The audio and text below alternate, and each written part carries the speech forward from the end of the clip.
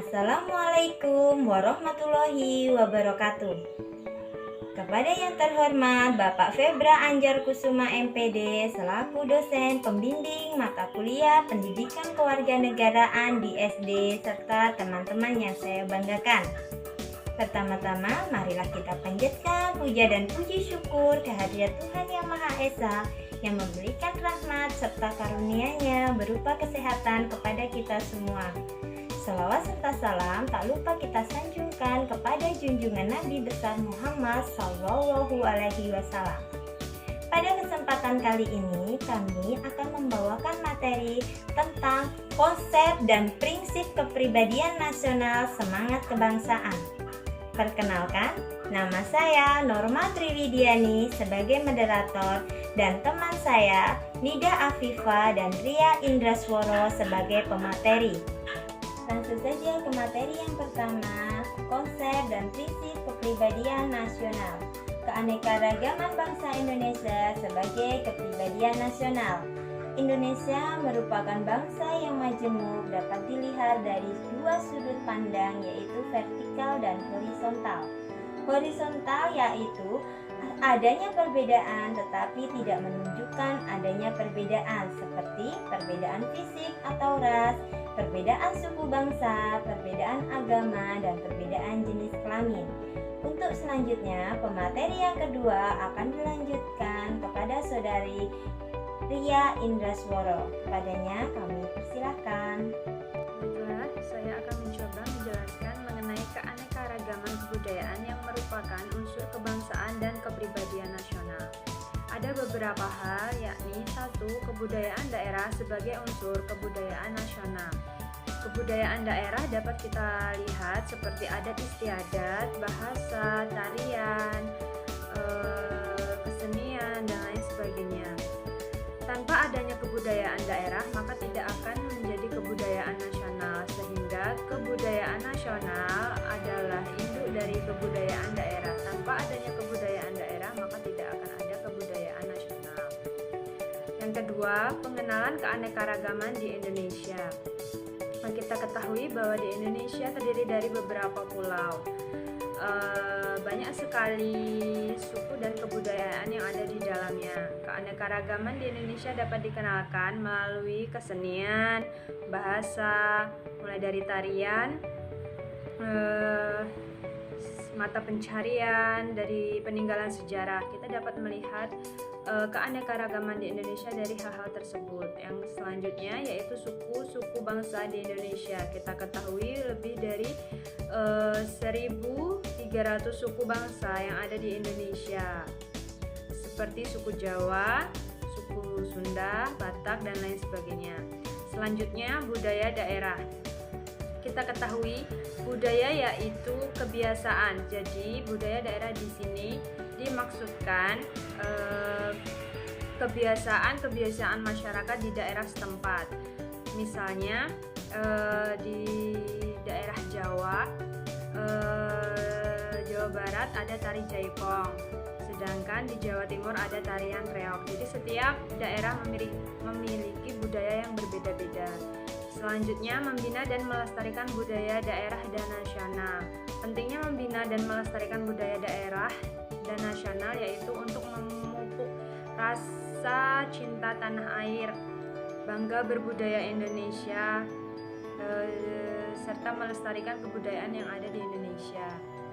Bhinneka Tunggal Ika dan integrasi nasional. Kita ketahui Bhinneka Tunggal Ika ialah berbeda-beda namun tetap satu jua. Dan integrasi nasional. Integrasi maksudnya adalah suatu kesatuan yang membentuk satu ikatan dalam satu tujuan. Hal yang melatar belakangi integrasi nasional yaitu 1. Wilayah Indonesia terdiri dari beberapa pulau. Yang kedua, keanekaragaman budaya dan adat istiadat Nusantara. Dari latar belakang tersebut, maka perlu diadakannya suatu integrasi nasional untuk mencapai satu tujuan nasional. Bhinneka Tunggal Ika berlandaskan hukum, yaitu tertuang dalam sila ketiga Pancasila, pembukaan Undang-Undang Alenia kedua, batang tubuh Undang-Undang 1945 pasal 1 ayat 1 serta pasal 32, 35, dan 36. Faktor-faktor yang menunjang integrasi nasional yaitu bahasa nasional. Bahasa nasional yang kita gunakan di Indonesia yakni bahasa Indonesia.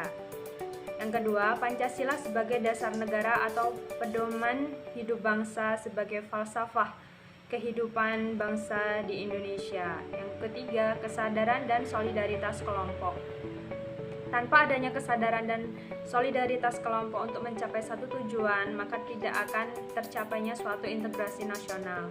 Oleh sebab itu, integrasi nasional perlu memerlukan banyak sekali dukungan dari beberapa masyarakat maupun kelompok. Yang berikutnya, perundang-undangan yang bersifat nasional. Perundang-undangan bersifat nasional maksudnya perundang-undangan tidak memihak salah satu pihak. Semua masyarakat memiliki hak yang sama. Untuk mencapai integrasi nasional ada beberapa tahap seperti akomodasi, asimilasi, koordinasi, dan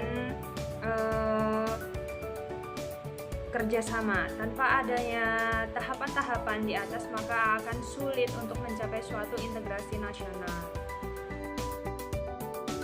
Faktor penting bagi pembentukan bangsa Indonesia. Yang pertama, persamaan asal keturunan bangsa. 2. Persamaan pola kebudayaan. 3. Persamaan tempat tinggal. 4. Persamaan nasib kesejahteraan. 5. Persamaan cita-cita. Menunjukkan semangat kebangsaan, nasionalisme, dan patriotisme. Nasionalisme adalah satu paham yang menciptakan dan mempertahankan kedaulatan sebuah negara dengan mewujudkan satu konsep identitas bersama untuk sekelompok manusia. Contoh, cinta dan bangsa terhadap budaya Indonesia.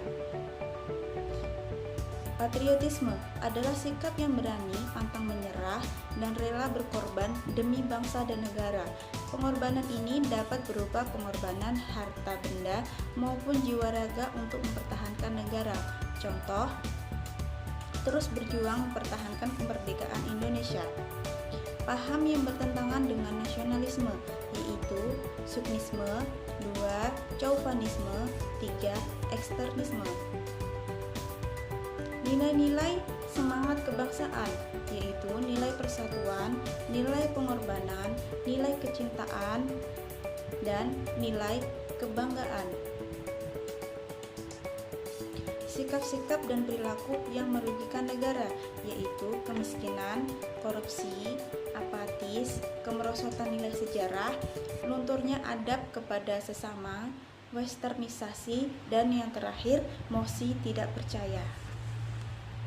Demikianlah hasil pemaparan materi dari kelompok kami, dan kami mohon maaf apabila terdapat kesalahan dalam pengucapan kata. Dan saya akhiri, wabillahi taufiq wal hidayah. Wassalamualaikum warahmatullahi wabarakatuh.